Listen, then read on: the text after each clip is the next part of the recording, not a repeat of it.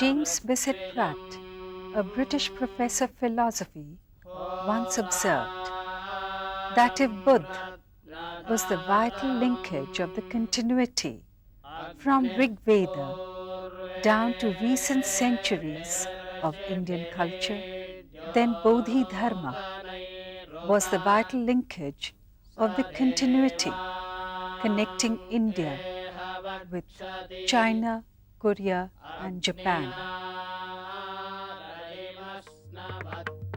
India, a land of fascinating history and rich traditions.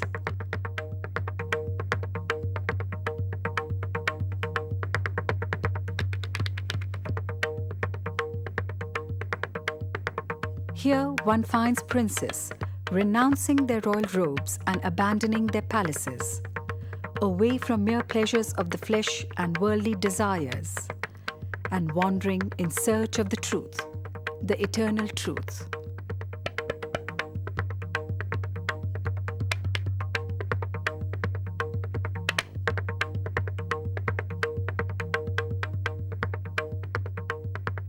India, where the cold calm of the mountain cave was often preferred to the plum comfort of the royal throne. Is this the secret of her soil?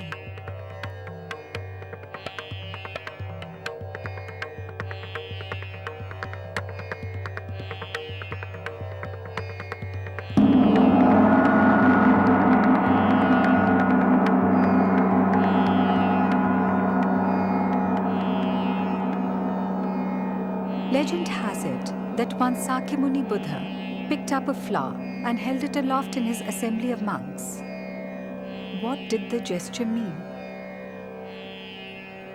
All the learned monks remained silent, except one.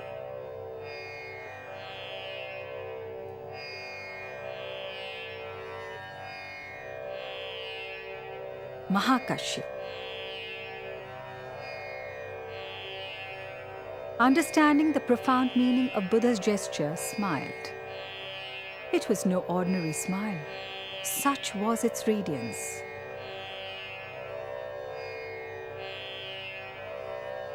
I hold the true Dharma, a wonderful way to lead to Nirvana. This reality, which only few can perceive, I now give to you for safekeeping. Guard it well. This humble episode marked the birth of Dhyan Buddhism in India. The most history-intensive biography of Bodhidharma is found in the book, The Record of the Transmission of the Lamp, by the Chinese Buddhist monk scholar Dao Yuan of the Sung dynasty, and compiled in 1004 AD. This work is considered as an important sacred text in the Chan sect of Buddhism in China, which regards Bodhidharma as the 28th patriarch, succeeding the founder of Buddhism, Gautam Buddha. It also treats Bodhidharma as the first patriarch of Chan Buddhism in China, which began to have future patriarchs from Bodhidharma onwards.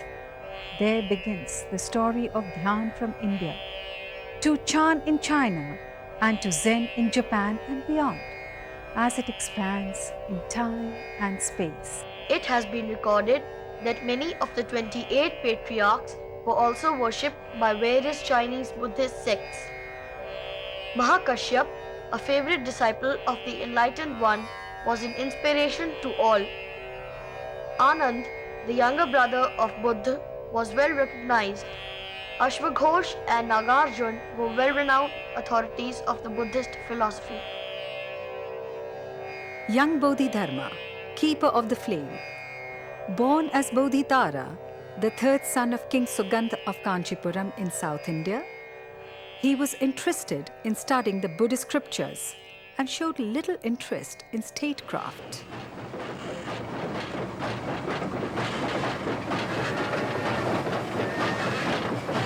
Kanchipuram.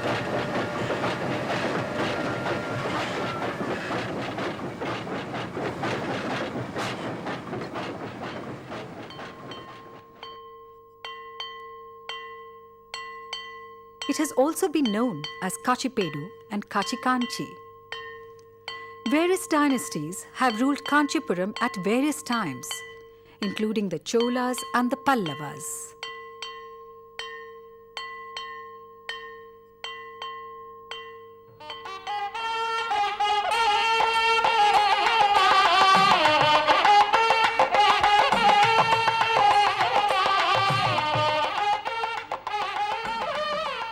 Culture remains intrinsic to the lives of its people, who, even though living simple lives, are deeply moved by the rich legacy of their city's history.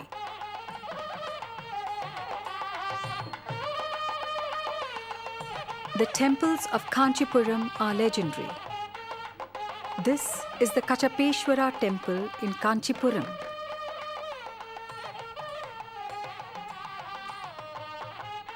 Dedicated to Shiva.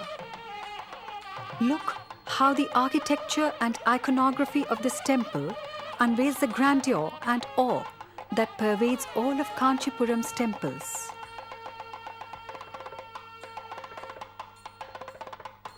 The artistic motifs show an amazing holistic vision of man in the universe, part of the cosmos' eternal mysteries.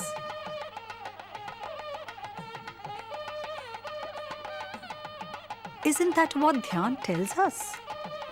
That the deepest secrets of creation and existence lie within ourselves. Look how from a distance it almost seems as if the powerful Shiva himself is deep in meditation. The city's devotion to beauty is also visible in the legendary silk saris for which Kanchipuram is known.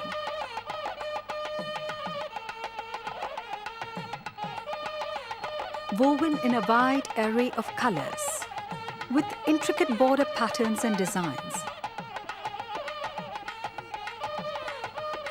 Elaborate pallas that drape over the shoulder.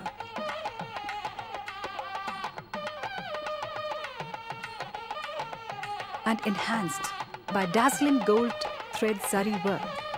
Each sari is a perfect handloom treasure. Even before Bodhidharma, Kanchipuram had a China connection.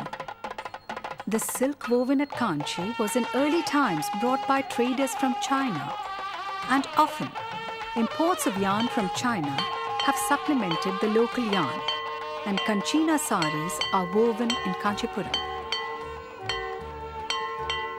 There is yet another India, a modern India, throbbing with commerce and economic exuberance.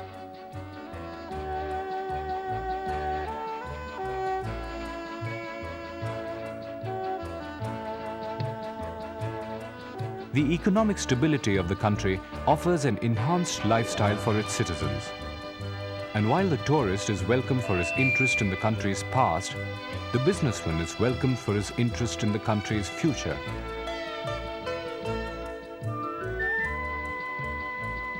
Burgeoning industries and joint ventures, along with a growing service sector and better infrastructural facilities, all enable India to reach out and compete in the modern world on an equal footing.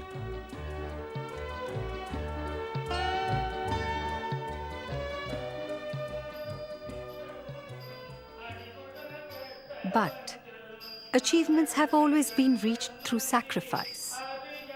Even Shiva's son Kartikeya, known in South India as Murugan, renounced his father's lap for severe penance.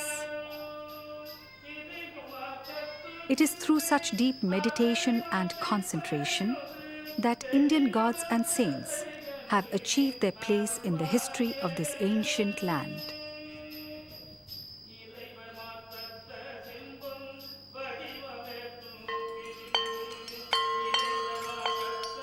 This sacred land of India has always treasured its mystics, who have taken it upon themselves to reveal the truth and reach the ultimate cosmic reality.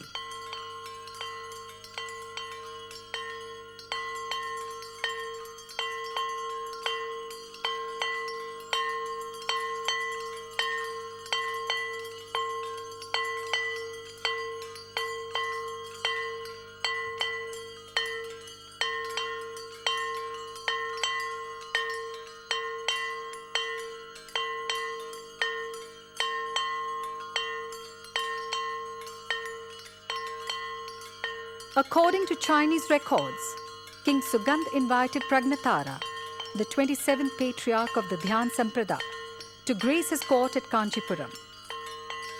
நமது ராஜ்யத்தை ஆசீர்வதிக்க வருகை தரும் பூஜ்ய ஸ்ரீ மகாகுரு பிரக்ஞதாரா அவர்களை வருக வருக என வரவேற்பதில் பெருமை அடைகிறோம். ஜாய் ஜாய் ஸ்ரீ மகாகுரு பிரக்ஞதாரா அவர்களே வருக வருக வருக. Oh, Holy Master, I welcome you to my kingdom.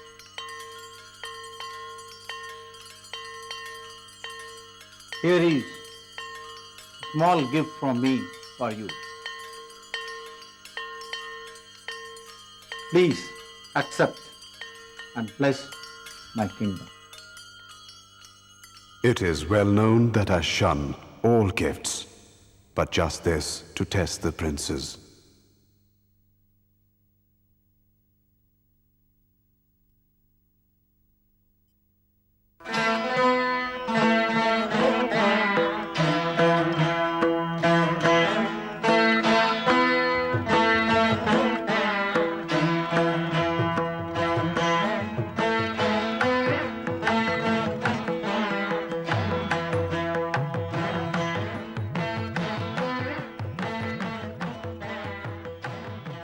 May your kingdom prosper, and in the years to come, your kingdom shall have a special place in the history of Buddhism.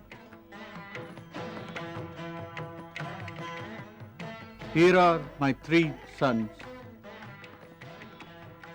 I offer them for your teaching. My eldest son, Chandra Vimalatara.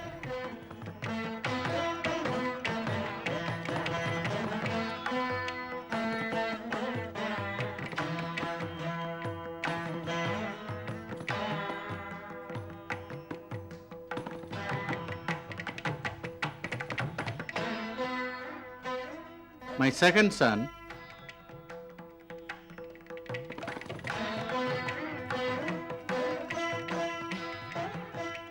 Punyatara.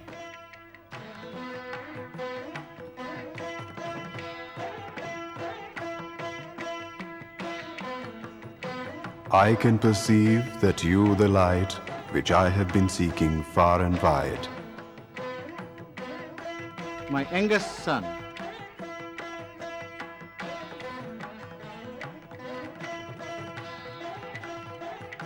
Bodhidharma.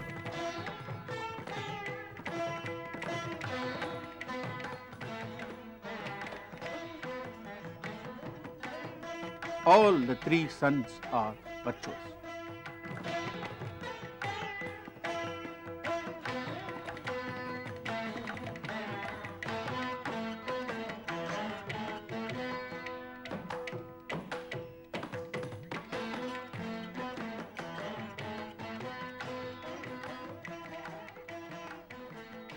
What kind of pearls are these? What is their value? And what is their merit? Such pearls could not be rivaled in brilliance. Only our family could obtain them. You may go.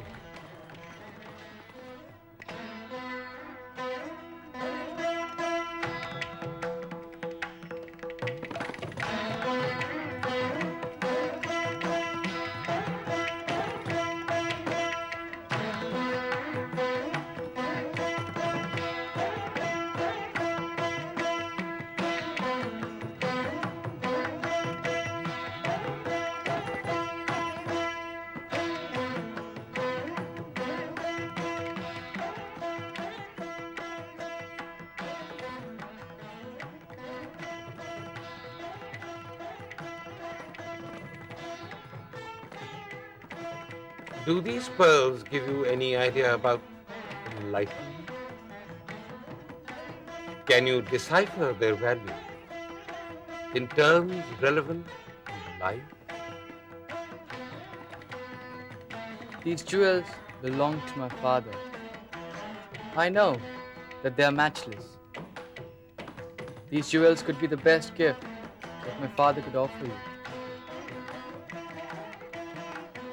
You may go.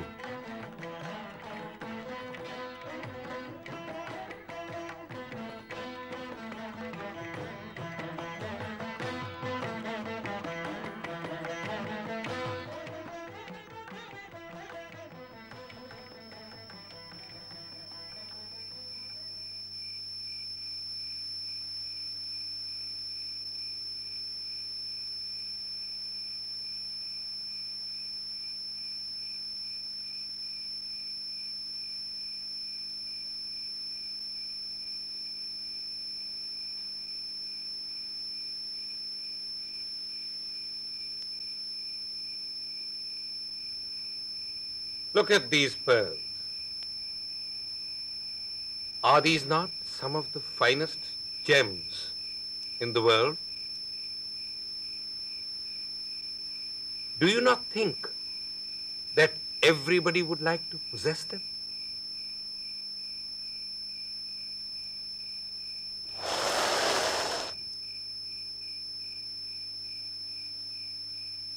Such pearls or jewels are nothing extraordinary. Among all the jewels in the world, Dharmaratna, jewels of Dharma, are the most wonderful. Of all kinds of light, that of Prajna is the most brilliant. Such jewels would not shine unless the light of Prajna identifies their brilliance. Jewels cannot be treasured themselves forever, whereas Prajna can treasure Dharmaratna. If the Guru has Dharma, jewels would appear. If the people have Dharma, again jewels would appear from their hearts. I have found him, the light which I was seeking, the vessel of Dharma. He will inherit my mantle.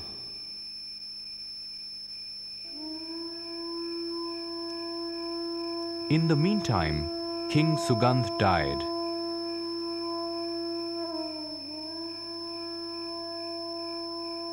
And even as his subjects mourned, Bodhidharma went into deep samadhi.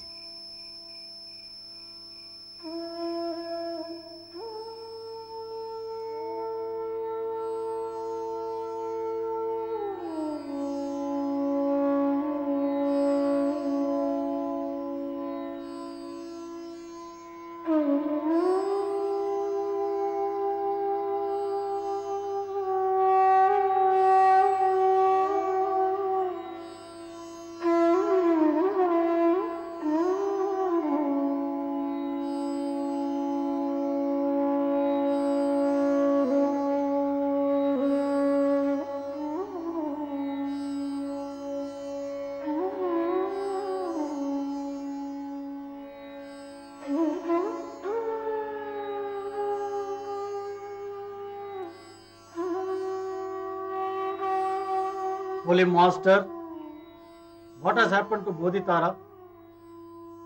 He's been sitting in that position for days by now. Do not worry.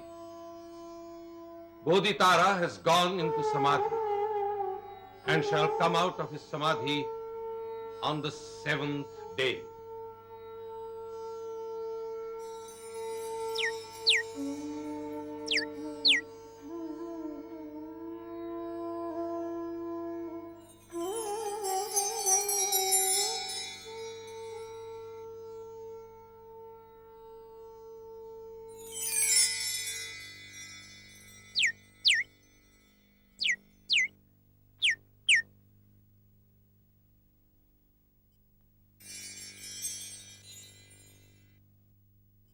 Oh, he has come.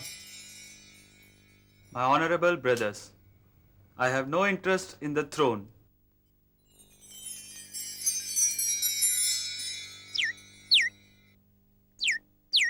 My life's ambition is to employ dharma to serve the mankind. I had not renounced the world earlier because I had not found the real Guru. Now, since he has arrived, I would like to be ordained.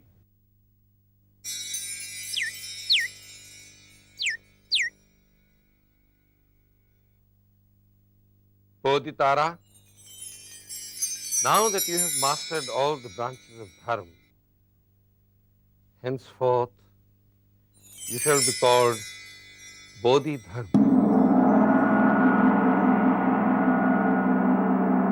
Bodhidharma became renowned far and wide for his wisdom, perception, intellect, and knowledge. He was variously addressed as Bodhidharma, Prince Bodhidharma, and Bodhidharma. He held within him the sacred seed of Dhyan, and the power of meditation shone luminously on his visage.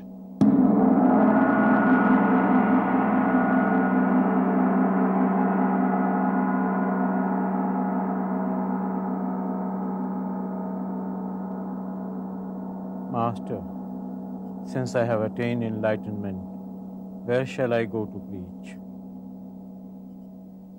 Years after I have attained nirvana, you shall go to another country and connect it with the root of dharma. You will go to China. The Great Wall of China, one of the 7 wonders of the ancient world, is an astonishing monument and is probably the largest construction undertaken ever in the history of mankind.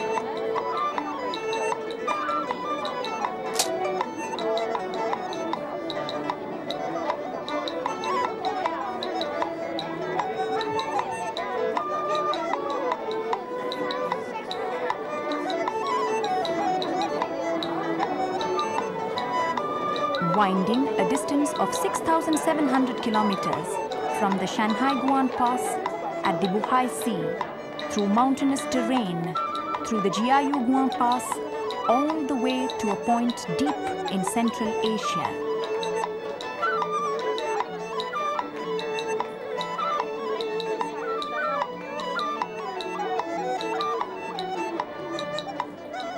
The Great Wall of China is a symbol of continuity and antiquity of the Chinese culture.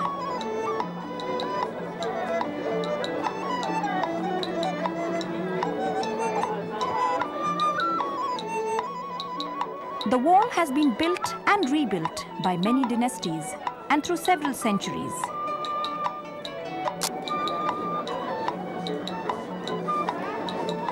Even though it was constructed originally to keep away invaders, the wall is now a symbol of welcome in China and hosts several tourists.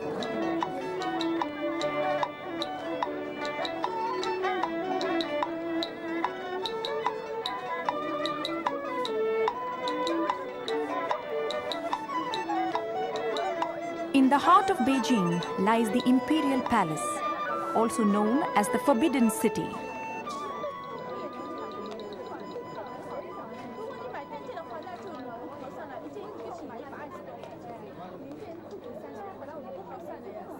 Built between 1406 and 1420 AD during the reign of Yongle, third emperor of the Ming dynasty, the palace has been home to 24 Chinese emperors. Covering an area of 720,000 square meters, its buildings are crafted from brick and wood. Its red walls, yellow glazed tiles, and surfaces decorated by wonderful paintings, the palace is a fine testament to Chinese design, form, and function.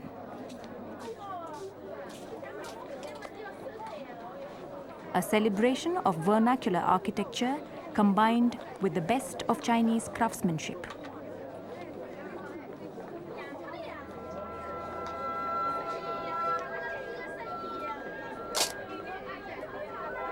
Buddhism first came to China in the year 67 AD during the reign of Emperor Mingdi of the Eastern Han dynasty.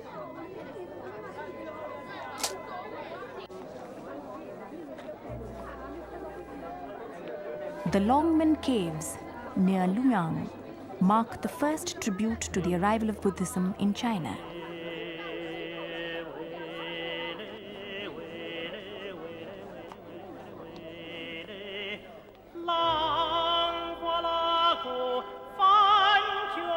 Constructed into a rock face, these caves, stretching over 1 kilometer, are built over a period of 150 years. There are over 2,000 caves and niches.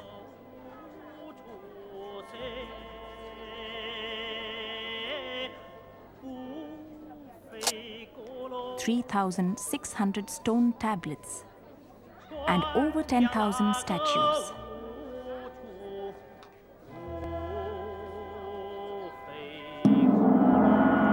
This White Horse Temple was built in the 1st century AD under Emperor Mingdi, the first Buddhist monastery to be constructed in China. It was built in honor of the 2 white horses upon which were carried the first Buddhist scriptures into China.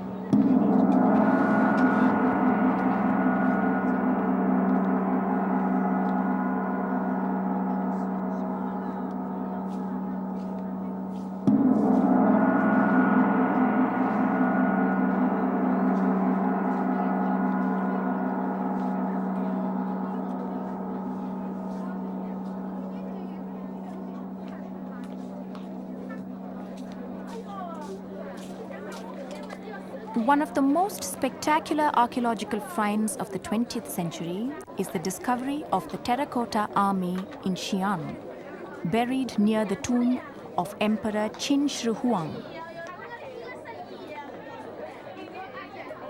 Created over 2,000 years ago as an imperial guard to serve the emperor in his afterlife, these thousands of life-size warriors and horse figures in full military regalia and grandeur, equipped with chariots and bronze weapons, bear testimony to the military might of the first emperor of the Qin dynasty between 221 and 206 BC.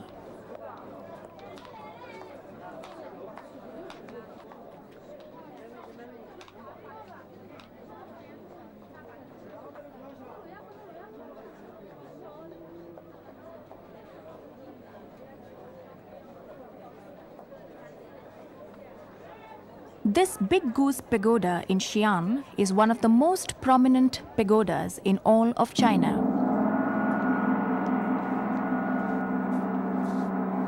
Here, Xuanzang translated into Chinese the scriptures which he carried from India. Also to be found in the Xi'an Museum are these ancient tablets, centuries old, depicting images of Bodhidharma.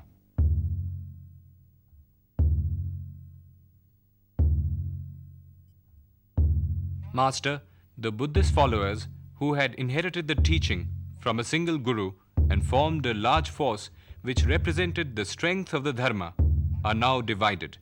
They have formed various sects having different rituals, beliefs, approaches, leaders. This attitude of the followers calls for concern because it has fragmented the divine force of the Dharma, thus weakening the very spirit which should lead humanity to salvation. These sects and their differences surely represent the decline of Dharma and not its strength. I must show them the true light. I must take upon myself the task of correcting the heresy. Bodhidharma first engages the leader of one sect in a debate. He convinces the opponent that if one understood what was reality, he would see also the unreality. It was through bhava that one grasped abhava. One sect propagated the theory of non-reality. The leader of the sect argued, even the Buddha had not attained samadhi, perfect enlightenment. Then how could one know what is reality? And how could it be proved? Bodhidharma counter-argues, since you can't prove, how can you say there is no proof? And hence, how do you know Samadhi is non-existent?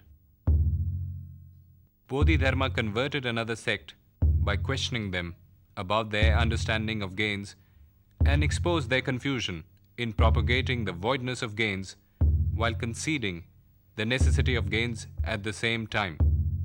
The leader of this sect also surrenders to him.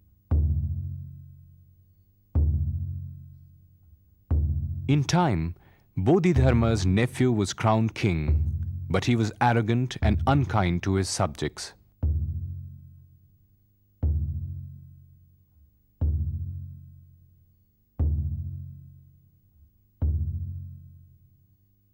I have the deepest respect for you. But what sin had been committed by this kingdom that you are leaving us? What is an extraordinary fortune that China is blessed with your divine visit? As per the prophecy of my Guru, I must go to China. The world knows you are my nephew.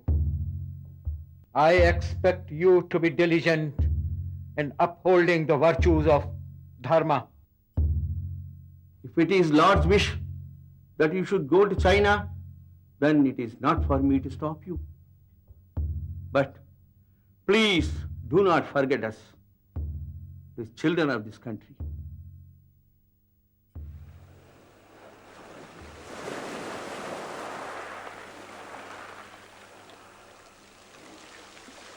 From the Indian sannyas tradition, it is well known that those who renounced their homes also left behind their attachment to their homeland. It was this sannyas tradition which created a touching phenomenon in China when almost none of the visiting Indian monks showed any homesickness, and all of them, with one or two exceptions, breathed their last in China. These were noble examples of human beings who regarded the people of other lands as their own kith and kin, and wherever they went, they adopted the land as their own. Buddhism is not only the first, but also the greatest missionary movement of the world, for it is recognized by all that the historical Buddhist evangelical movement was never accompanied by the religious preaching paving the way of conquest, and that no Buddhist monk in ancient times was ever known to be working for his own motherland. This was because of the total absence of the concept of motherland in his mind, and Bodhidharma exemplified the essence of these Indian traditions.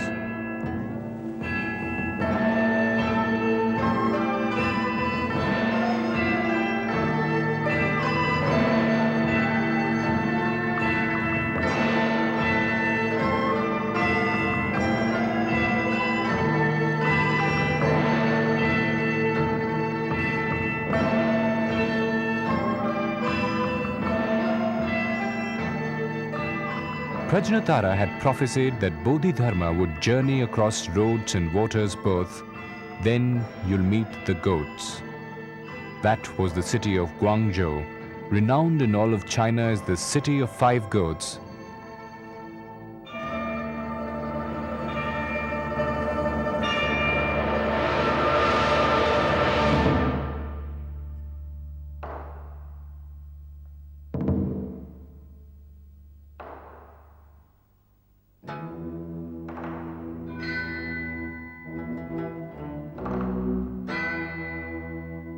He washed his bowl at this ancient spring in Guangxiao Monastery. Chinese historians hold that Bodhidharma arrived in Guangxiao in South China on the 21st day of the 9th month of the year 520 AD. This street is named after Bodhidharma. The legend reads, "The one who came from the west." This Ficus religiosa tree in Guangzhou Monastery is believed to be the first tree planted by Indian monks in China.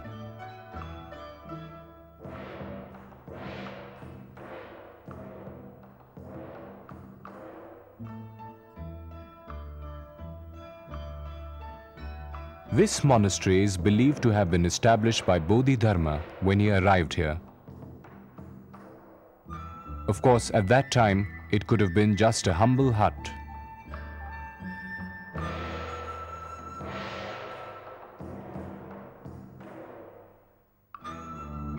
This 6-banyan tree pagoda is over 1,000 years old and represents the history of contact between India and China. Here, visiting monks from India planted saplings at the monastery built in 537 AD.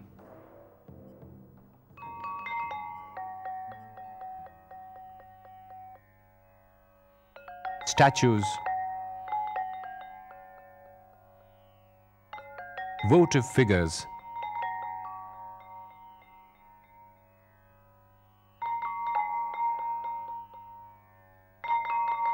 porcelain made of China clay is another great invention of ancient China.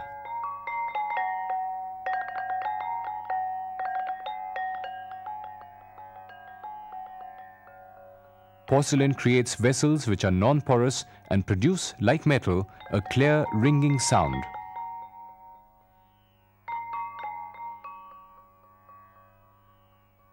Celadon, white porcelain, blue and white porcelain,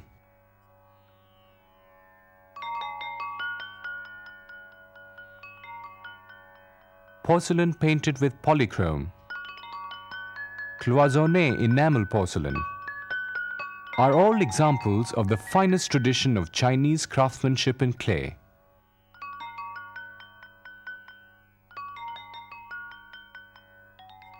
The highly evolved Chinese art of porcelain shows how, with knowledge and dedication, even clay can be made to yield objects of purest beauty.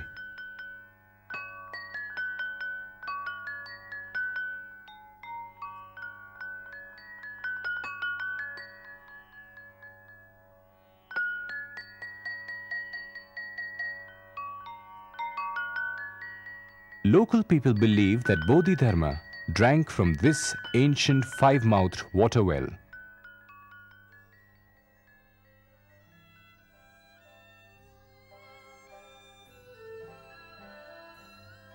He was soon invited by Emperor Wu of the Lian dynasty of southern China.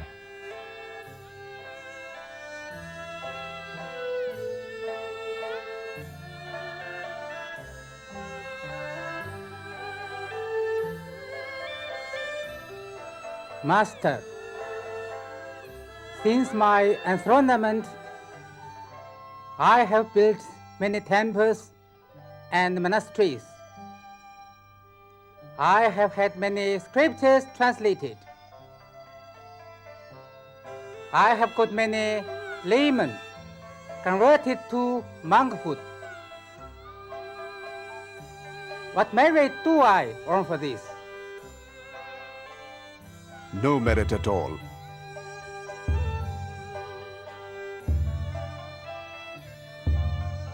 Why? These things are trifles between heaven and mankind. These are like shadows which follow the real.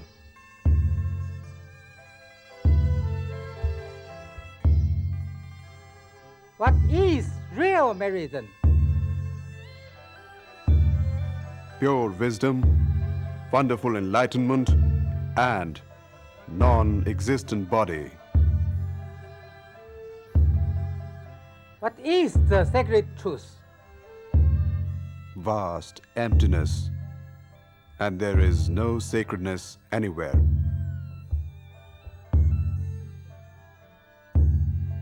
Who am I talking to then? The unknown. Only the mystic self reveals the truth in the being. This mystic self exists from eternity to eternity. I suggest him preach his doctrine elsewhere. Let him speak. The whole world is a thought in the heart.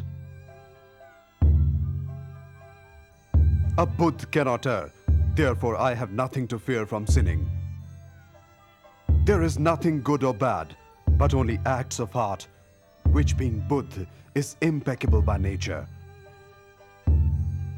I emphasize again that the heart I speak of is not the heart of flesh. It is the mystic self in all of us. Of what good are worship, propagandism, zeal, observance, alms, prayers, readings, when these do not touch the heart? Unfortunately, Bodhidharma and Emperor Wu did not think alike. Bodhidharma left the Lian court and reached the shores of the Yangtze-Jiang River. Emperor Wu tried to follow him on horseback and plead him to return to his court. Bodhidharma was able to stop the emperor by moving these two rocks together and blocking his path.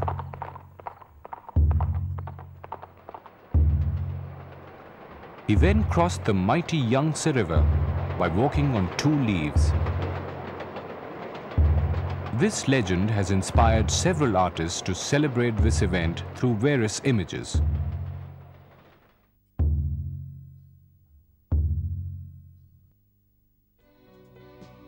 The conflict between Bodhidharma and the emperor apart. The fact remains that the precepts and perceptions of Zen are widely applied in the life and living in Eastern cultures.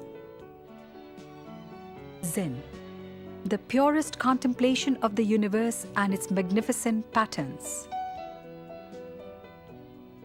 In a very real way, the Orient represents the deepest philosophies of Zen: harmony, peace, and tranquility. Zen, described as water in the juices, as the space between moments,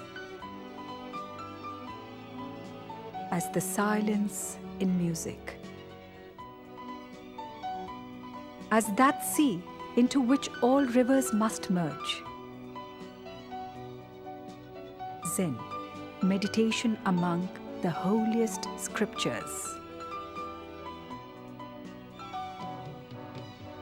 Dr. Lokesh Chandra, why is it that historical records of Bodhidharma are available only in China and not in India?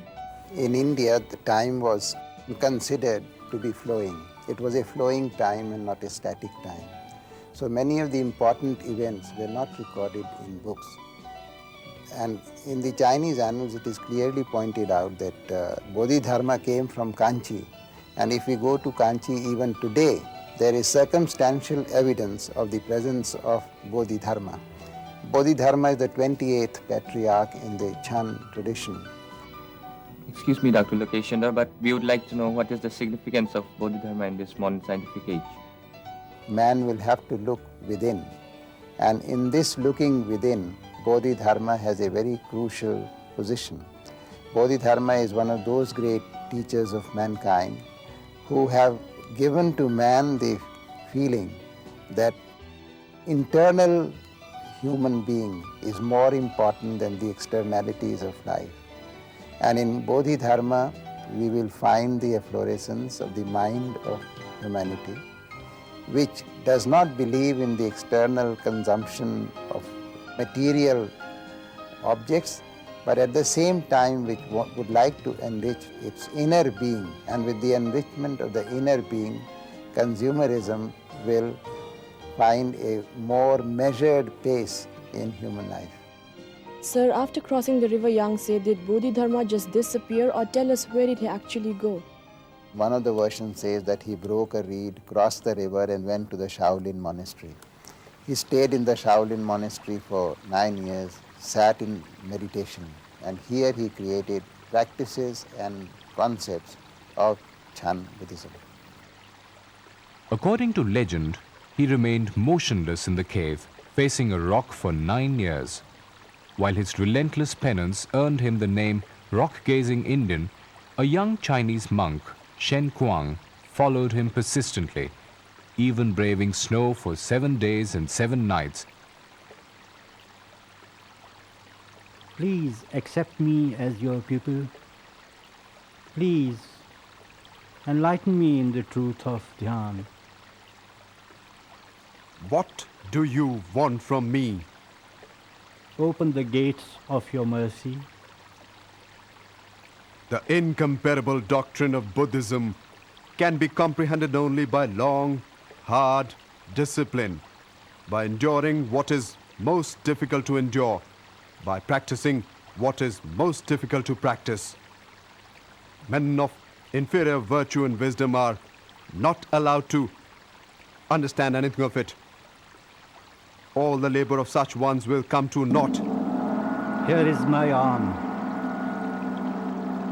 a token of devotion to you. My soul is in anguish. Bring it to me. I will pacify it. I am unable to hold it.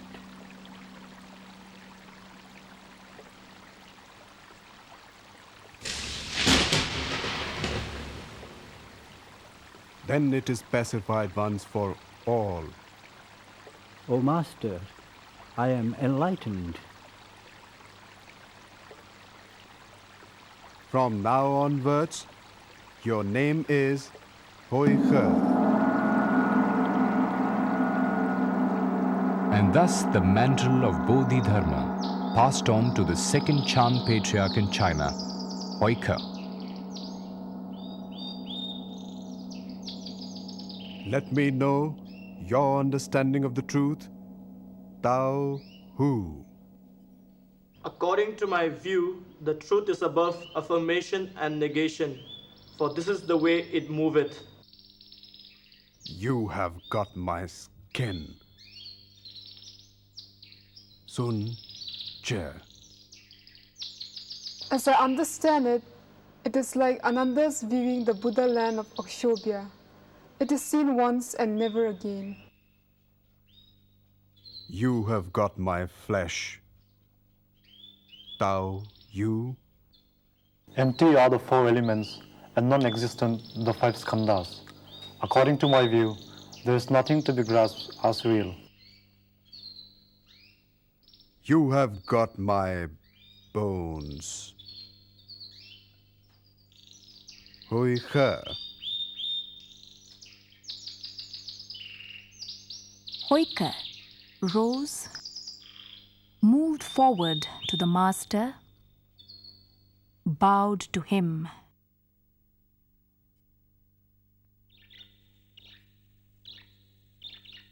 And stepped back with his head bent low.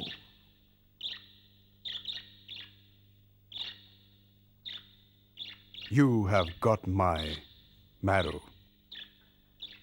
Once, when Bodhidharma was meditating, sleep tried to overtake him. Angry at himself, he slashed his eyelids, which fell on the earth and sprouted into 2 tea bushes. The universal belief that tea is the best antidote to sleep is thus linked to the legends about Bodhidharma.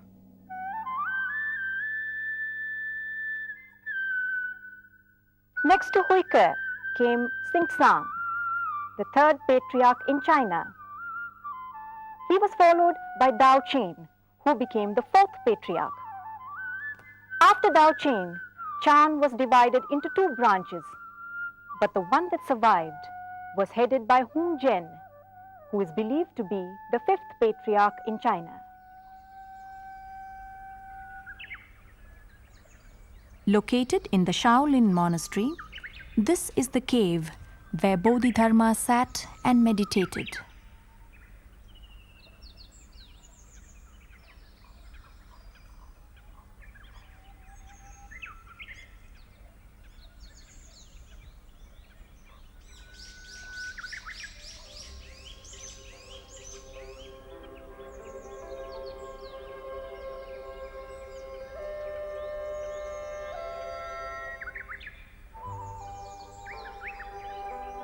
In the campus of Shaolin Monastery, this temple is dedicated to Bodhidharma.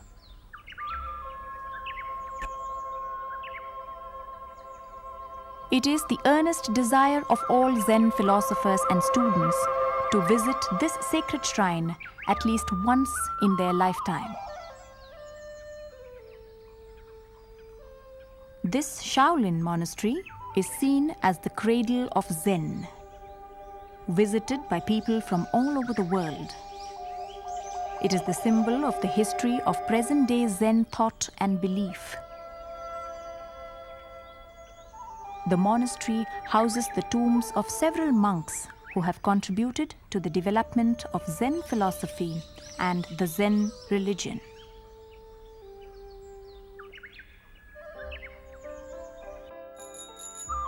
Both Indian and Chinese mystical philosophies emphasize the journey that the spirit must undertake to reach the ultimate truth. A sacred voyage into one's self and into innermost truths, traversing slowly and meticulously through the principles of Dhyan.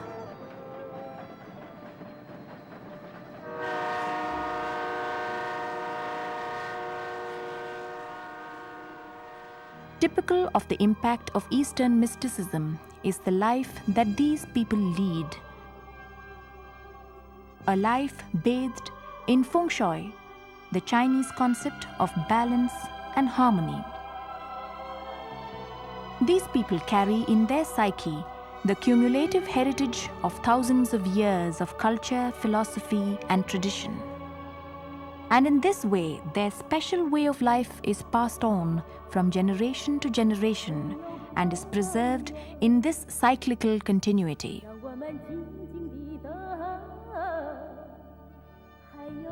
And this continuity is achieved through sharing, debating,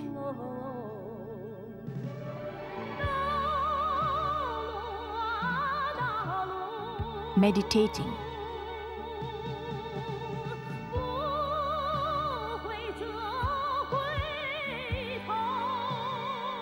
What is life all about?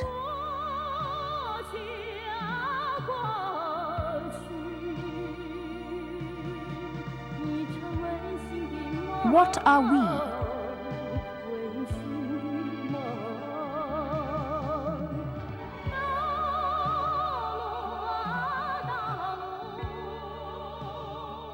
Who am I?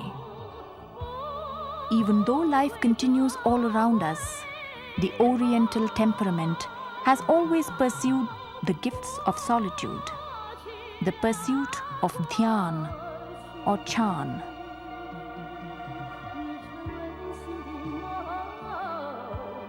This is Luoyang, the ancient capital of northern China, and the city represents the multi-character of the Eastern psyche. Even the tricolored pottery famous here symbolizes harmony. The horse and the camel are both celebrated.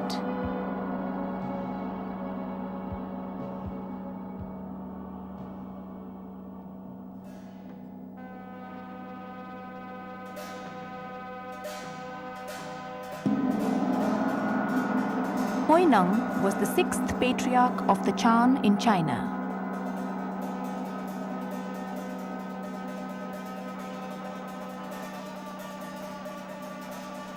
This is the embalmed body of Huineng, preserved by his disciples for posterity. Through extensive research, it has been found that the 54th generation of successors to Bodhidharma is one Pujing Zhaoji, who may still be living in Taiwan. He belongs to the genealogical family of Donzhang Liangjia. Now, if we add the 28 generations of Indian patriarchs, it would mean a total of 82 generations from the Buddha down to the present day, covering the entire span of the development of Buddhism over 2,500 years. But don't you think this could be defective? Defects apart, this is the most marvelous example of horizontal development of culture through India, China, Korea, and Japan, and probably the only one of its kind in all of human history. Fantastic! An even more fantastic legend surrounds the death of Bodhidharma. Once, monk Song Yen was returning home through Central Asia after a pilgrimage to India. On the way, he encountered Bodhidharma.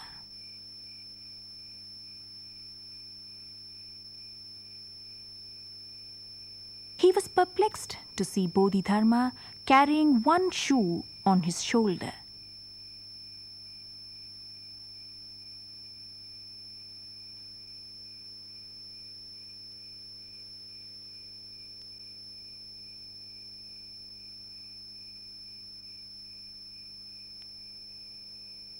Oh, great master, where are you going? I am going back to the land of Buddha.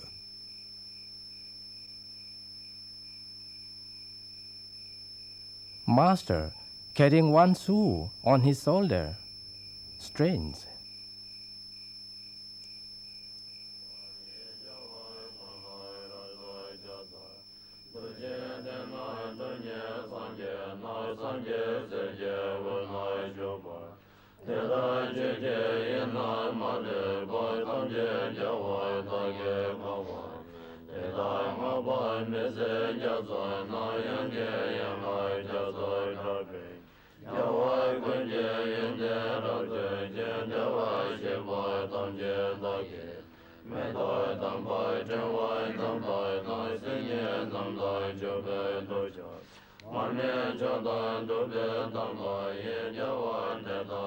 Why are you mourning today?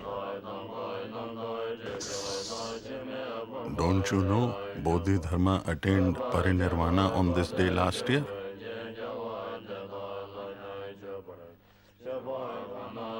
But I just met him yesterday. How can it be? He is sleeping in the grave.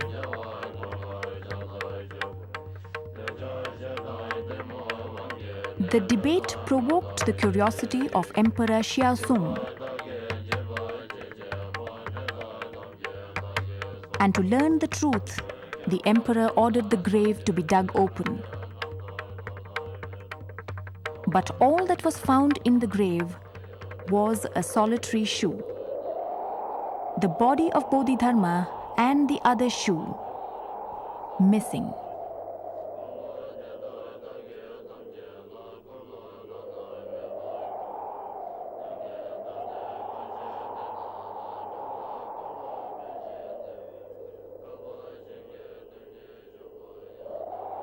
Located in Litsun village in Shanxian County, this 7-story pagoda at the foot of the Xiang Hill is the tomb of Bodhidharma.